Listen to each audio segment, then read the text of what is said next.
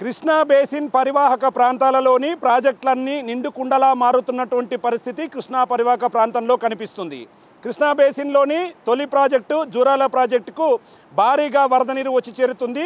ఎగువన కర్ణాటక, మహారాష్ట్రలో కురుస్తున్నటువంటి భారీ వర్షాలకు ఆల్మట్టి నారాయణపూర్ డ్యామ్ నిండడంతో దిగువ జూరాల ప్రాజెక్టుకు వరదను విడుదల చేస్తున్నటువంటి సిచ్యువేషన్ ప్రాజెక్టు దగ్గర కనిపిస్తుంది. ప్రజెంట్ మనం జూరాల ప్రాజెక్టు దగ్గర ఉన్నాము. ప్రాజెక్టుకు సంబంధించి ఇప్పటికే 1,29,000 క్యూసెక్ల వరద అంతా కూడా ఇన్ఫ్లోగా కొనసాగుతున్నటువంటి సిచ్యువేషన్ ప్రాజెక్టు దగ్గర కనిపిస్తుంది.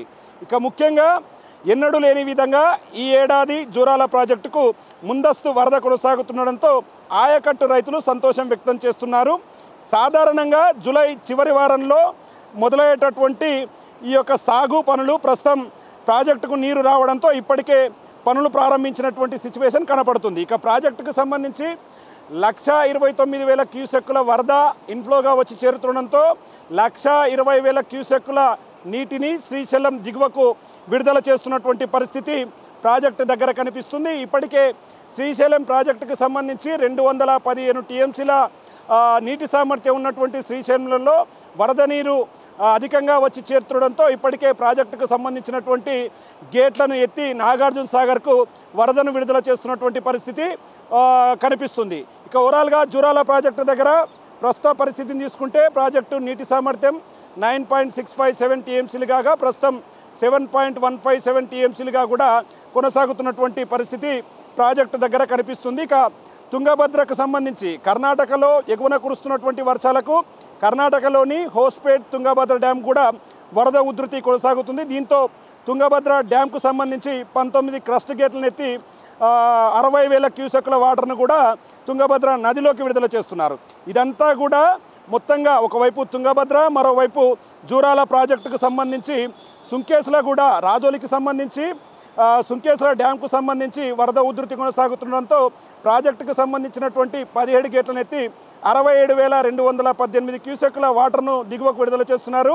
ఒకవైపు సుంకేసుల, మరోవైపు తుంగభద్ర, మరోవైపు జూరాల ప్రాజెక్టు.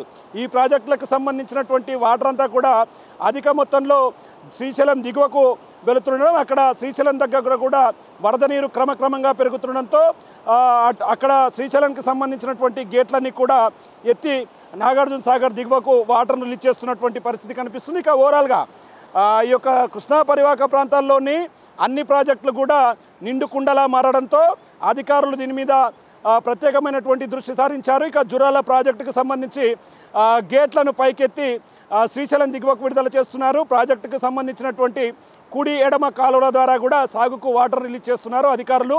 ఓవరాల్గా ప్రాజెక్టుకు సంబంధించినటువంటి లోయర్ అప్పర్ విద్యుత్ ఉత్పత్తి కేంద్రాలలో 5 యూనిట్లలో కూడా విద్యుత్ ఉత్పత్తి ప్రక్రియను ప్రారంభించారు. ప్రాజెక్టు నీటి మట్టం 318 మీటర్లు కాగా ప్రస్తుతం 317.15 మీటర్లుగా కూడా కొనసాగుతున్నటువంటి పరిస్థితి జూరాల ప్రాజెక్టు దగ్గర కనపడుతుంది. ఏదేమైనప్పటికీ మరో 4-5 రోజులు కూడా పరిస్థితి ఈ విధంగా ఉంటే మరిన్ని గేట్లను పైకెత్తి శ్రీశైలం దిగువకు విడుదల చేసేందుకు అధికారులు సమాయత్తమవుతున్నారు. ఇది ఓవరాల్గా చూస్తే కృష్ణా పరివాహక ప్రాంతాల్లోని ఎగువన పూర్తిగా ఒకవైపు కర్ణాటక, మహారాష్ట్ర, ఆల్మట్టి నారాయణపూర్ నుంచి అక్కడ నుంచి వాటర్ అంతా కూడా జూరాలకు, అటు నుంచి జూరాల నుంచి శ్రీశైలం దిగువకు వాటర్ రిలీజ్ చేస్తున్నారు. దీనికి తోడు తుంగభద్ర, సుంకేసుల నుంచి కూడా వాటర్ అంతా కూడా శ్రీశైలం దిగువకు చేరుతుండడంతో అక్కడ కూడా ప్రాజెక్టుకు సంబంధించినటువంటి గేట్లను పైకెత్తి నాగార్జున సాగర్ దిగువకు వాటర్ రిలీజ్ చేస్తున్నటువంటి సిచ్యువేషన్ కృష్ణా పరివాహక ప్రాంతాల్లో కనిపిస్తుంది. ఇది ఓవరాల్గా కృష్ణా పరివాహక ప్రాంతాల్లో కొనసాగుతున్నటువంటి వరదకు సంబంధించినటువంటి అప్డేట్. కెమెరా పర్సన్ నగేష్తో శంకర్, బిగ్ టీవీ, జూరాల నుండి.